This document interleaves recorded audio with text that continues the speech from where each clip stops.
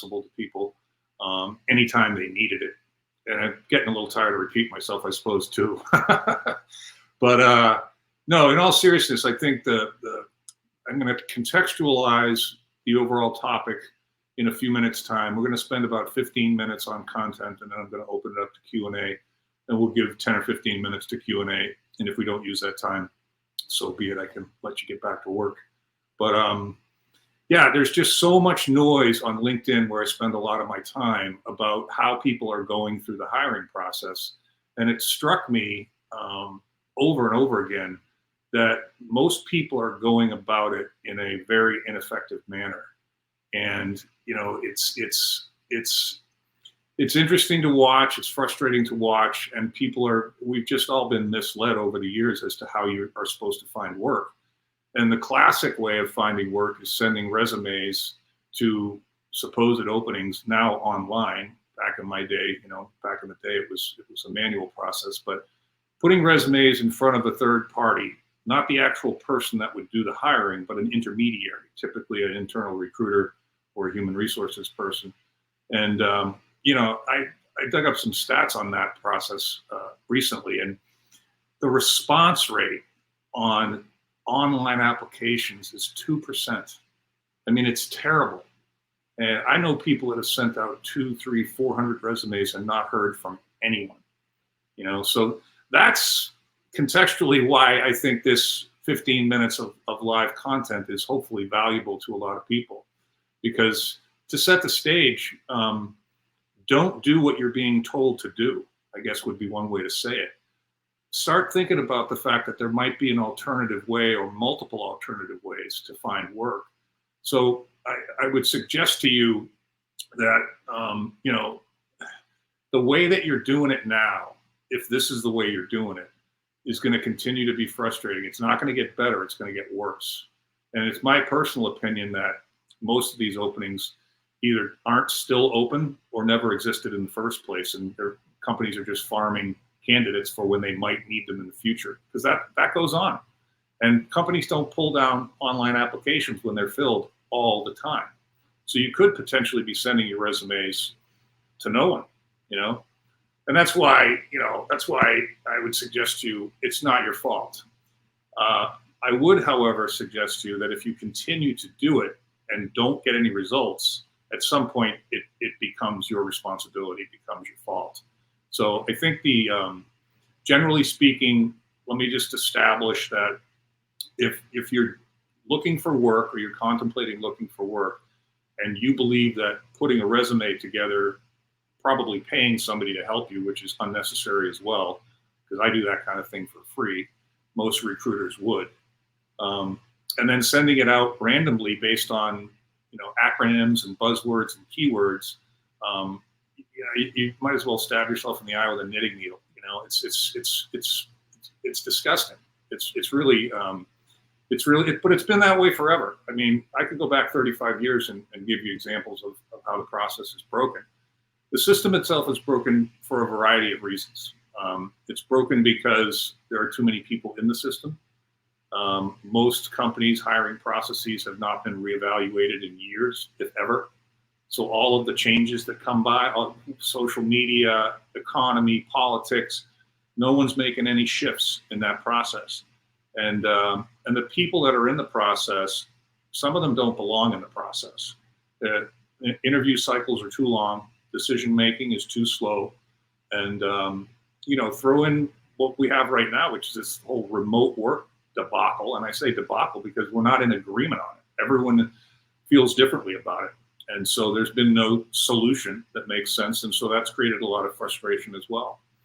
So this is why I wrote this presentation. I thought, there's a need for this information.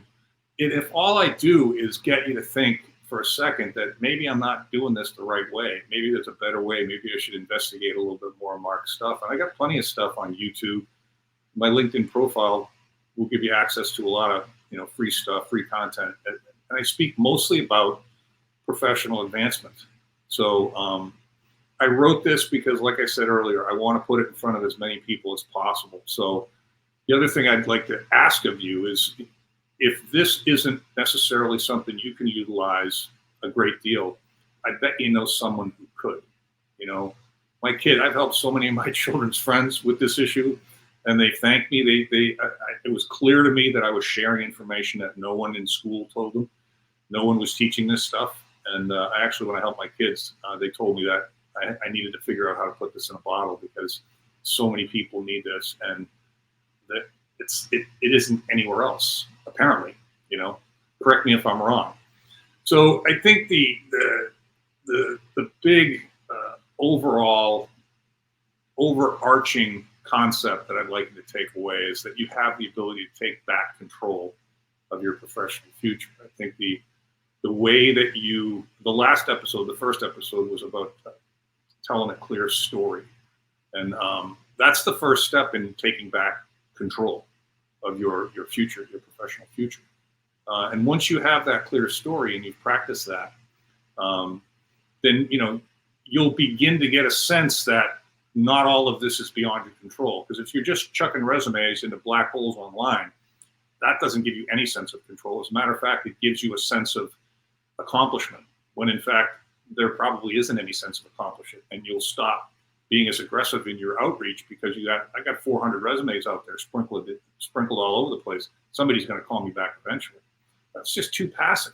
You're not taking control of that. You're giving control of the process over to other people, and so it's a bit of a mindset shift. But that's what I want to accomplish in the next few minutes, and so just make a commitment to yourself. I'm not suggesting you can't continue to send out resumes, but who would I be to be that presumptuous to tell you what to do? But I will tell you, and I feel very strongly about this, that's not going to get you where you want to go, unless you get lucky, because people do get lucky. But I've never seen that work. I've never done it as a recruiter. I've always wanted to play smaller at a higher level. And it's the way I advise people to price their services and their products. It's just make it out of reach for most people and only in the reach of those people that will actually put it to practice. That's kind of the concept behind that. So, that's kind of the intro I'm going to do on all these episodes, because I think not everyone's going to watch all of them in the right order. And I think the context of my messaging is just as important as the message itself. So I think, back to my earlier statement, the first step in taking a concentrated effort is actually focusing where your energy is. And I think that how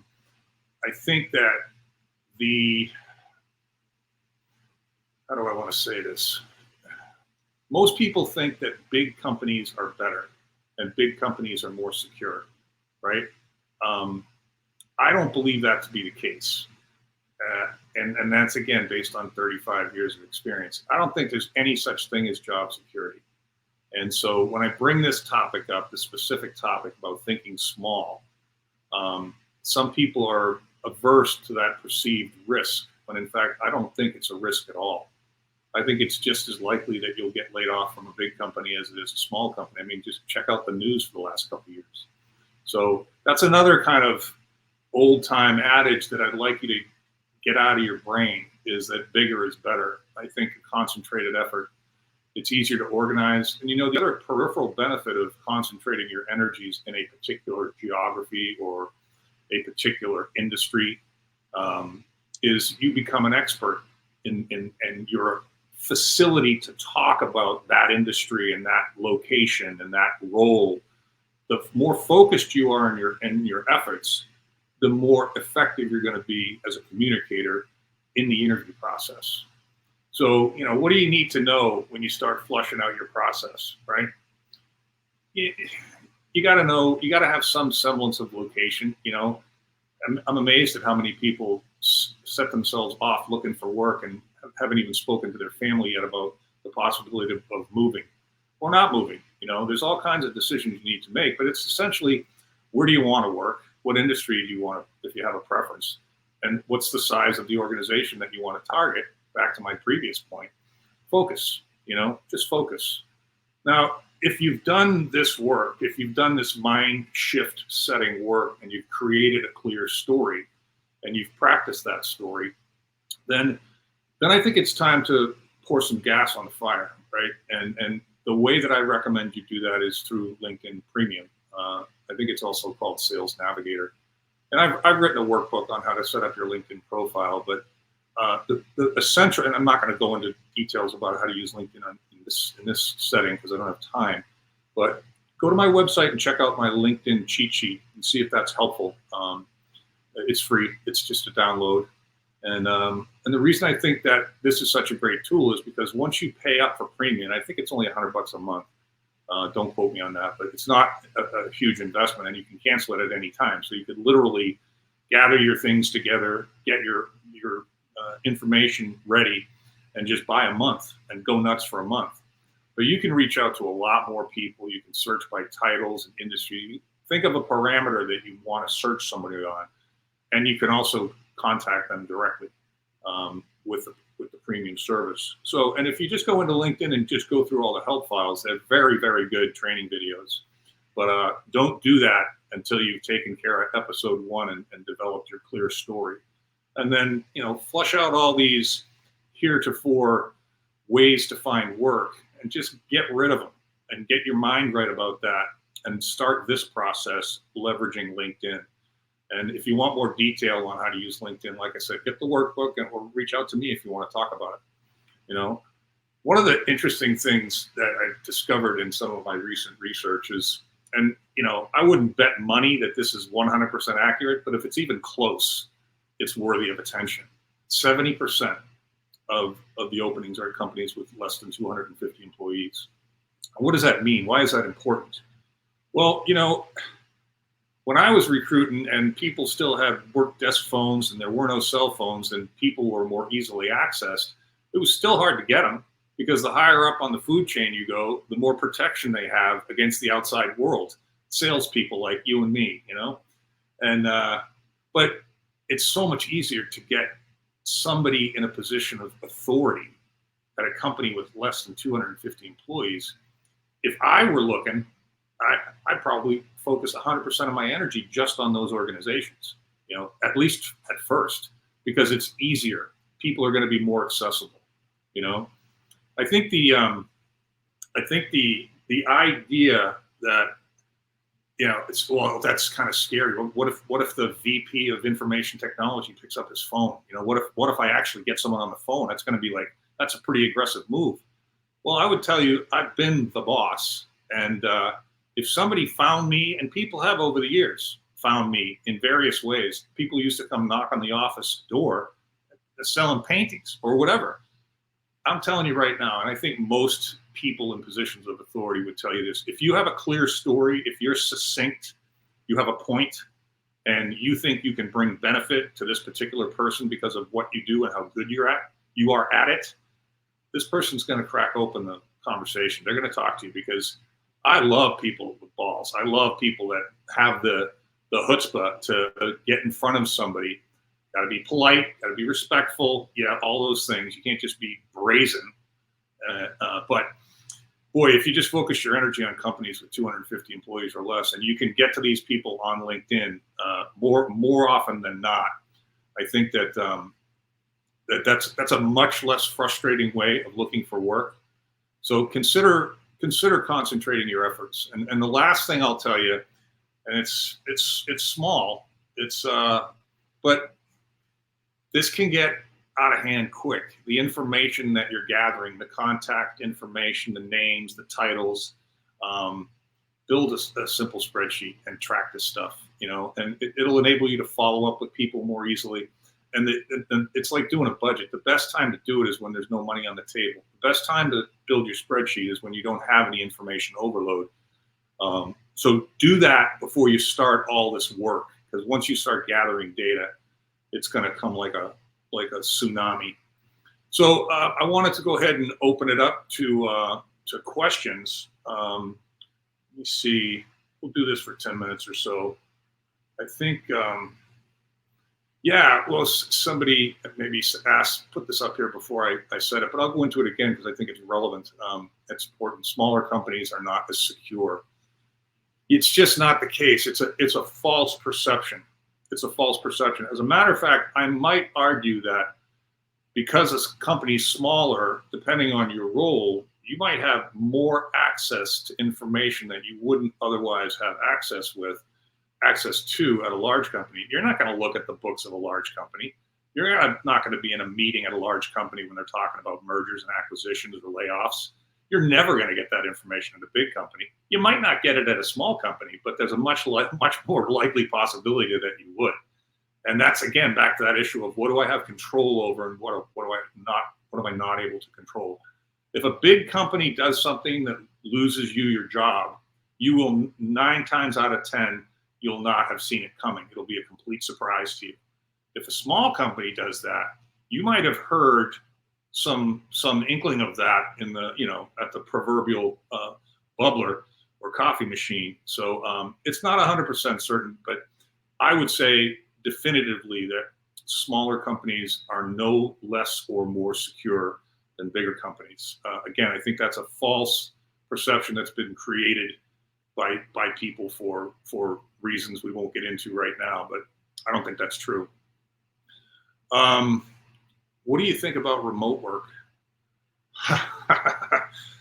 That's a loaded question, but it's good. I mean, I've got a few clients right now that are wrestling with this, so it needs context. I mean, it needs. I need to understand the circumstances. I think I said I wrote something the other day that because somebody posted about remote work, and I thought I could add value to the comment or with a comment, and it was just don't ignore it. Just don't ignore the conversation. If you're looking for work, it shouldn't come up in the conversation until very late, maybe just before an offer is about to be delivered. But remote work to me in the context of interviewing and being brought up as a topic by the candidate is self-serving. It's selfish. It's just like asking about money right away or vacation time right away. Anything that's self-serving shouldn't come up early in the interview process. You might be able to find out whether they're remote or not, in the application process. It might be on the job description. So circumstances are all different. But for people that are working and are kind of wrestling with the concept with their bosses, make a case. It's just like bringing me a problem when I'm running my company. I told all my employees, if you're going to come to me with a problem, you have to bring some suggested solutions. So if you're going to go ask for remote work, maybe even in the interview process, be prepared to justify the reasons why you're deserving of remote work. Or I used to tell people, maybe bring it up late in the interview when they say, well, we'd like to make you an offer, or whatever the phrasing is. And you say, look, we talk about remote work. That hasn't come up yet. And I didn't want to presume that you allowed that or you encouraged that or you discouraged that. Can we talk about that? Sure. And try to make a case for if they're not willing to do it day one, set a timeline on, can we review that discussion after my first 90 days? That's a reasonable request. And I think you have now 90 days to prove that you're deserving of remote work and that you don't need to be overseen. You can manage your own day. That would be my default second option. Should I stop sending resumes altogether? The challenge I have with that is I want to say, yes, stop it altogether, but that's not fair of me because some of the people that are doing this are in rough situations. They have families and mouths to feed and mortgages to pay, and stopping it altogether, it's not fair for me to say that, even though I believe that to be the action you should take. And having said that, I would say, if you start doing some of the things that I'm talking about in this episodic series of how to get in front of decision makers, I bet within a short period of time, perhaps weeks, because I just took a client through this process and it was 3 weeks, you won't want to do that anymore. And you'll be getting results from some of my other methods. So wait until my methods are working for you and then maybe reconsider stopping that process. It's just such a frustrating process. Excuse me. Last question for now is, how do I know if my LinkedIn profile is ready? Yeah, that's an interesting question. I think you probably won't, but somebody like me could tell you. You know, I think anybody in your sphere that is trusted by you, that you believe is intelligent, that you believe would be comfortable being candid with you, they could probably do it. They could probably do it. But I would say more than anything, don't make that decision in a vacuum. Don't make that decision without consulting somebody else, at least one other person, maybe 4 or 5 other people. And we all have at least a few people in our lives that take a look at my profile and tell me what you think. And maybe don't even give them context. Don't give them any preconceived notion of what you like or don't like about it. Just ask them point blank. I'm getting ready to tell the world to come look at this profile of mine. Do you think I'm ready? You know? Now, ideally, I think I would go to somebody that had experience similar to my own, experience specifically with this topic. So in summary, don't make that decision in a vacuum. Consult others and try and find somebody with similar experience to somebody like myself. Okay, well, that's the end of the questions. I hope that was valuable. I hope that was helpful. I hope everybody walked away with at least one piece of advice that they can execute on. And yeah, we're going to do this every Tuesday. So we'll do another one next Tuesday at 3 p.m. Eastern time. And I'm going to send out some links to that episode number 3, probably starting tomorrow. And in order for you to reach me, my contact information is well, my LinkedIn profile is my name pops up first when you put in my name, Mark Aylward, Aylward. It's on the screen. And then my website is 7 and Pillars, Pillars Global, global.com, 7pillarsglobal.com. And if I can be of assistance to any of you, reach out. My default introduction with people is you can jump on my calendar for 30 minutes free of charge, and I'll tell you within those 30 minutes whether I can help you and how I think I can help you. And then if you want to move forward with some paid service, some paid consultation, we'll discuss what that looks like then. But like I like to say, I'm easy to find. All right. Enjoy the rest of your day. Hopefully we'll see you next Tuesday. Take care.